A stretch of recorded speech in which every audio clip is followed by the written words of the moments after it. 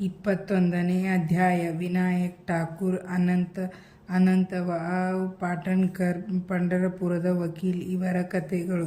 ಪೂರ್ವಜನ್ಮದ ಪುಣ್ಯ ವಿಶೇಷಗಳ ರೂಪದಲ್ಲಿ ನಮ್ಮ ಅದೃಷ್ಟದಿಂದ ನಮಗೆ ಸಾಧು ಸಂತರ ಸಂಪರ್ಕ ಬಂದು ನಮ್ಮ ಕಲ್ಯಾಣವಾಗುತ್ತದೆ ಎಂದು ತೋರಿಸಲು ಗ್ರಂಥಕರ್ತರು ತಮಗೆ ಸಂಭವಿಸಿದ ಒಂದು ಘಟನೆಯನ್ನು ವಿವರಿಸುತ್ತಾರೆ.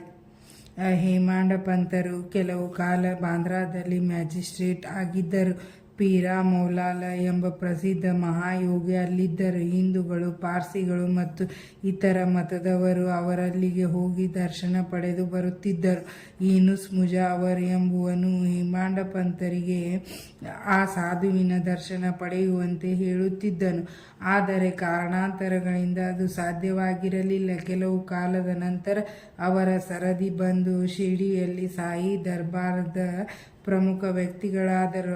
ದುರದೃಷ್ಟಶಾಲಿಗಳಿಗೆ ಸಾಧು ಸಂತರ ಸಂಪರ್ಕ ಬರುವುದಿಲ್ಲ, ಅದೃಷ್ಟವಂತರಿಗೆ ಮಾತ್ರ ಅದು ಲಭಿಸುತ್ತದೆ. ಸಾಧುಗಳ ವಿದ್ಯಾಲಯ. ಈ ಪ್ರಪಂಚದಲ್ಲಿ ಬಹಳ ಪುರಾತನ ಕಾಲದಿಂದಲೂ ಸಾಧುಗಳ ವಿದ್ಯಾಲಯಗಳಿವೆ. ಅನೇಕ ಸಾಧುಗಳು ಅನೇಕ ಸ್ಥಳಗಳಲ್ಲಿ ಅವತರಿಸಿ ಪರಮಾತ್ಮನಿಂದ ನೇಮಿಸಲ್ಪಟ್ಟ ಧ್ಯೇಯವನ್ನು ಕಾರ್ಯಗತ ಮಾಡುತ್ತಾರೆ.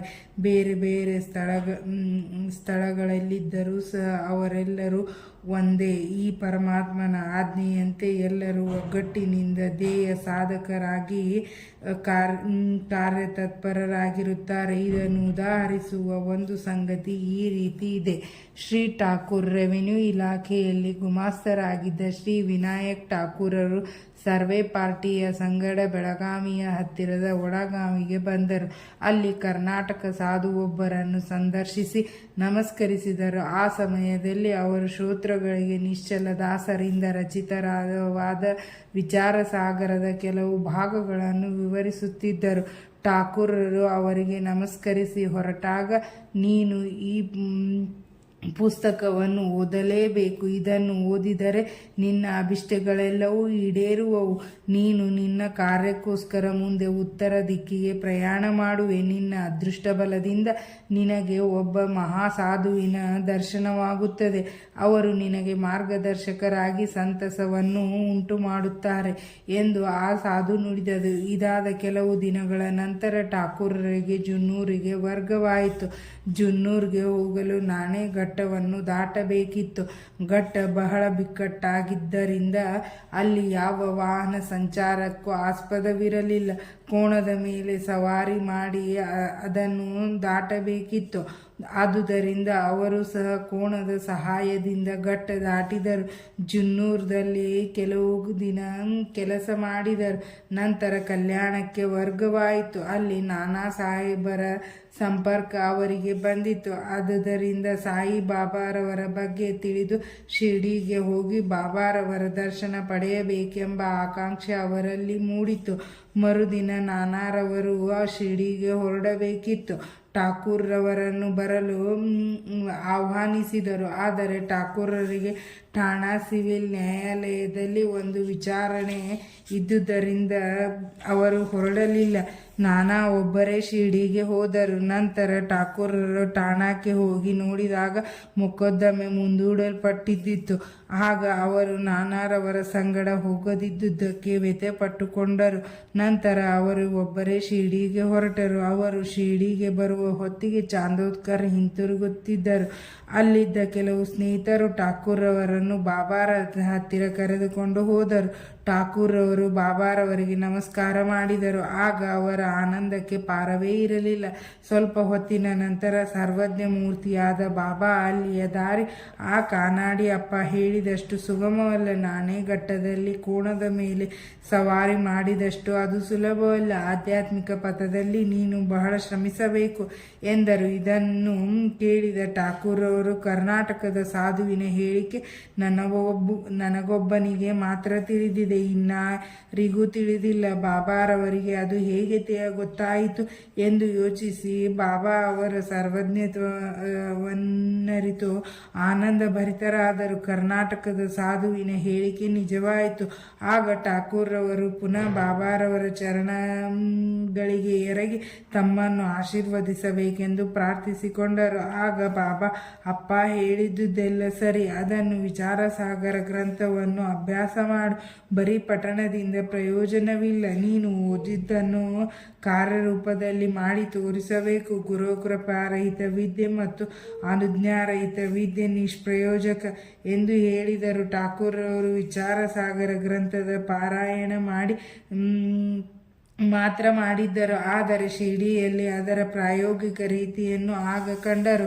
ಅನಂತರಾವ್ ಪಾಟಣ್ಕರ್ ಒಮ್ಮೆ ಪುಣೆಯ ಶ್ರೀ ಪಾಟಣ್ಕರ್ ಅವರಿಗೆ ಬಾಬಾರವರನ್ನು ಕಾಣಬೇಕೆಂಬ ಆಶೆ ಉಂಟಾಯಿತು. ಶಿರ್ಡಿಗೆ ಬಂದು ಬಾಬಾರವರ ದರ್ಶನ ಪಡೆದರು. ಬಾಬಾರವರ ಚರಣಗಳಿಗೆ ಎರಗಿ ಪೂಜೆಯ ನಂತರ ಅವರನ್ನು ಕುರಿತು ಬಾಬಾ, ನಾನು ಬಹಳ ಓದಿದ್ದೇನೆ.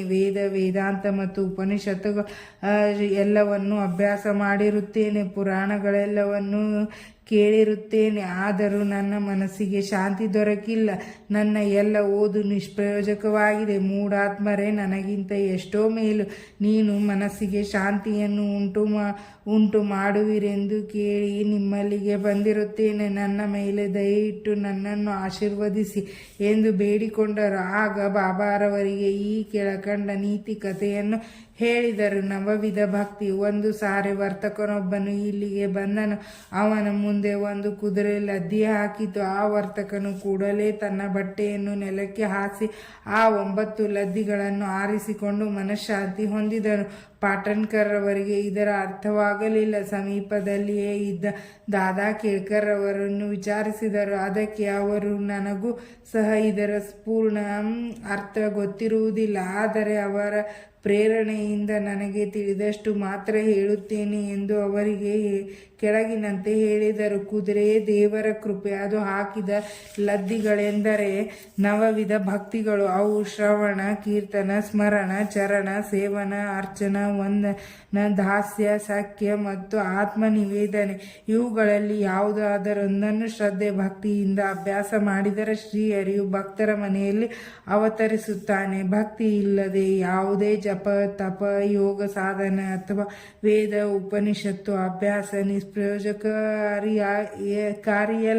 ನೀನೇ ವರ್ತಕನೆಂದು ಭಾವಿಸಿ ಅವನಂತೆ ನೀನು ಸಹ ನವವಿಧ ಭಕ್ತಿಗಳನ್ನು ಅಭ್ಯಾಸ ಮಾಡು. ನಿನ್ನ ಮನಸ್ಸಿನ ಚಂಚಲತೆಯನ್ನು ಬಿಡು, ಅಂದರೆ ಮನಃಶಾಂತಿಯನ್ನು ಪಡೆಯುವೆ ಎಂದರು. ಮರುದಿನ ಪಾಟಣ್ಕರ್ ಅವರು ಬಾಬಾರವರಿಗೆ ನಮಸ್ಕಾರ ಮಾಡಲೆಂದು ಹೋದಾಗ ಅವರು 9 ಲದ್ದಿಗಳನ್ನು ಕಟ್ಟಿಕೊಂಡೆಯಾ ಎಂದು ಕೇಳಿದರು. ಅದಕ್ಕೆ ಅವರು, ನಾನು ದೀನನು, ನನ್ನ ಮೇಲೆ ನಿಮ್ಮ ಕೃಪೆಯೇ ಇದ್ದರೆ ಮಾತ್ರ ನಾನು ಅವುಗಳನ್ನು ಕಟ್ಟಿಕೊಳ್ಳಬಹುದು ಎಂದರು. ಆಗ ಬಾಬಾ ಸಂತೋಷದಿಂದ ಅವರನ್ನು ಆಶೀರ್ವದಿಸಿ, ನಿನಗೆ ಶಾಂತಿ ದೊರಕುತ್ತದೆ ಎಂದರು. ಪಂಢರಪುರದ ವಕೀಲ ಬಾಬಾರವರು ಸರ್ವಜ್ಞತೆಯಿಂದ ಭಕ್ತರನ್ನು ತಿದ್ದುತ್ತಿದ್ದರೆಂಬುದನ್ನು ಈಗ ಪರೀಕ್ಷಿಸೋಣ. ಒಂದು ದಿನ ಪಂಢರಪುರದ ವಕೀಲರೊಬ್ಬರು ಶಿರ್ಡಿಗೆ ಬಂದು ಮಸೀದಿಯೊಳಗೆ ಪ್ರವೇಶಿಸಿ ಬಾಬಾರವರಿಗೆ ನಮಸ್ಕರಿಸಿ ಬಾಬಾ ಕೇಳದೇ ಇದ್ದರೂ ಸಹ ದಕ್ಷಿಣೆಯನ್ನು ಅರ್ಪಿಸಿದರು. ನಂತರ ಅವರು ಮಸೀದಿಯ ಮೂಲೆ ಒಂದರಲ್ಲಿ ಕುಳಿತು ಅಲ್ಲಿ ಏನು ನಡೆಯುತ್ತಿದೆ ಎಂಬುದನ್ನು ನೋಡುತ್ತಿದ್ದರು. ಸಾಯಿಬಾಬಾ ಕೂಡಲೇ ಅವರ ಕಡೆಗೆ ತಿರುಗಿ, ಈ ಜನರೆಷ್ಟು ವಂಚಕರು! ಇವರು ನನ್ನ ಪಾದಗಳಿಗೆರಗಿ ದಕ್ಷಿಣೆ ನೀಡಿ ಹೊರಟು ಹೋಗುತ್ತಾರೆ, ಆದರೆ ಅಂತರಂಗದಲ್ಲಿ ತೆಗಳುತ್ತಾರೆ. ಇದು ವಿಚಿತ್ರವಲ್ಲವೇ ಎಂದರು. ಈ ಮಾತು ವಕೀಲರಿಗೆ ಚುಚ್ಚಿತು.